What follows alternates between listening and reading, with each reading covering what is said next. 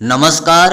इस वीडियो में कक्षा 11वीं के साहित्यिक हिंदी एवं सामान्य हिंदी के विद्यार्थियों के लिए डॉक्टर श्याम सुंदर दास जी का साहित्यिक परिचय एवं प्रमुख रचनाएं लेकर आए हैं। दोस्तों, आपके परीक्षा में 5 अंक का लेखक का साहित्यिक परिचय पूछा जाता है, इसलिए डॉक्टर श्याम सुंदर दास जी का साहित्यिक परिचय परीक्षा की दृष्टि से बहुत ही महत्वपूर्ण है।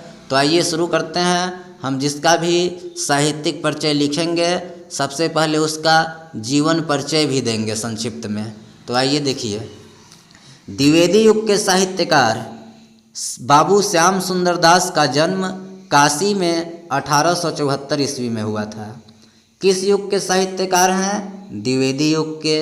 जन्म कहाँ हुआ? काशी में।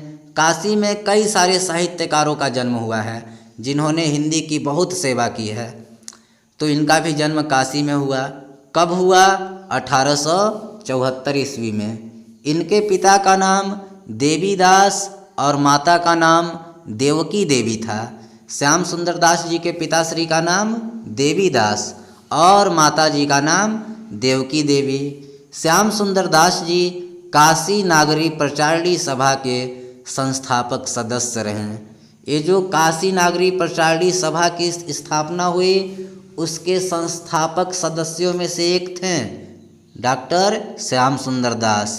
उन्होंने हिंदी को विश्वविद्यालय में स्थान दिलाने के लिए सबसे पहले प्रयत्न किया और स्वयं जीवन प्रयत्न काशी हिंदू विश्वविद्यालय में हिंदी विभाग के अध्यक्ष रहे।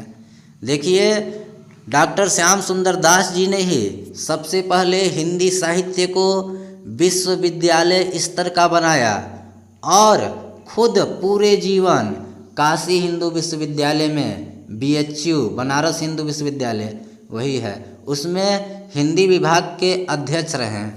अंग्रेजी सरकार ने इन्हें राय बहादुर की उपाधि से सम्मानित किया।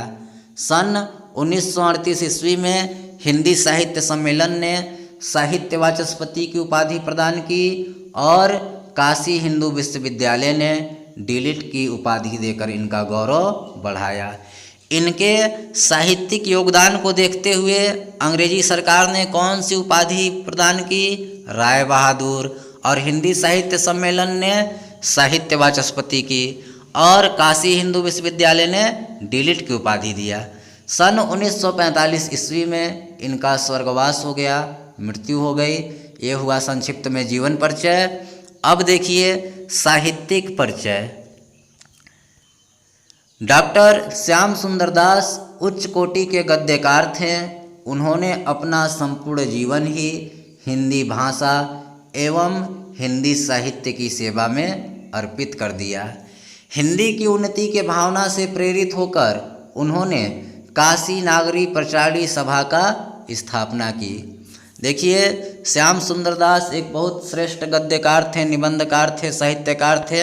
इन्होंने अपना पूरा जीवन हिंदी साहित्य की सेवा में लगा दिया और हिंदी की उन्नति के लिए, हिंदी की विकास के लिए, हिंदी भाषा के प्रचार प्रसार के लिए इन्होंने काशी नागरी प्रचारणी सभा की स्थापना की है। सर्वप्रथम इन्होंने ही हिंदी शब्द सागर और वैज्ञानिक कोश तैयार किए। डॉक्टर श्याम सुंदर दास ने नागरी प्रचारणी सभा के माध्यम से कई ऐसी पुस्तकों को खोज निकाला जो अभी तक हिंदी साहित्य में उपलब्ध ही नहीं थे। उन्होंने दक्षता के साथ उनका संपादन किया और विद्वता के साथ इन पुस्तकों की समीक्षा भी प्रस्तुत की। इनकी रचनाएं देखिए। निबंध रचना है इनकी गद्य कुसुमावली, गद्य कुसुमावली। और इनके जो फुटकर निबंध थे वो नागरी प्रचारणी पत्रिका में छपे, प्रकाशित हुए। इनकी आलोचनात्मक ग्रंथ है साहित्यालोचन, गोस्वामी तुलसीदास, भारतेंदु हरिश्चंद्र, रूपक रहस्य। संपादन इन्होंने हिंदी शब्द सागर, वैज्ञानिक कोश, हिंदी कोविद रत्नमाला आदि का संपादन किया। इनकी भाषा शैली देखिए। श्याम सुंदर दास ने गंभीर साहित्य पर साहित्य सृजन किया है। उनके ग्रंथ और निबंध गंभीर विषयों पर आधारित है। इनकी भाषा और शैली प्रायः तत्सम शब्द प्रधान, विवेचनात्मक और गवेषणात्मक है। भाषा शैली में बस इतना लिख दीजिएगा, काम चल जाएगा, क्योंकि जो साहित्यिक परिचय देना होता है उसके लिए शब्द सीमा 80 शब्द निर्धारित होते हैं, यानी लगभग 80 शब्द में ही लिखना होता है। अब देखिए साहित्य में स्थान।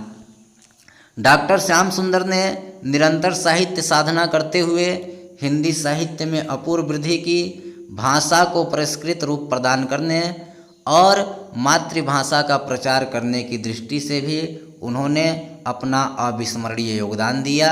ऐसे साहित्यकार को सत सत नमन करता हूँ। अगर वीडियो अच्छा लगा होगा तो लाइक कीजिए, चैनल को सब्सक्राइब कीजिए, बेल आइकन को प्रेस कीजिए। धन्यवाद।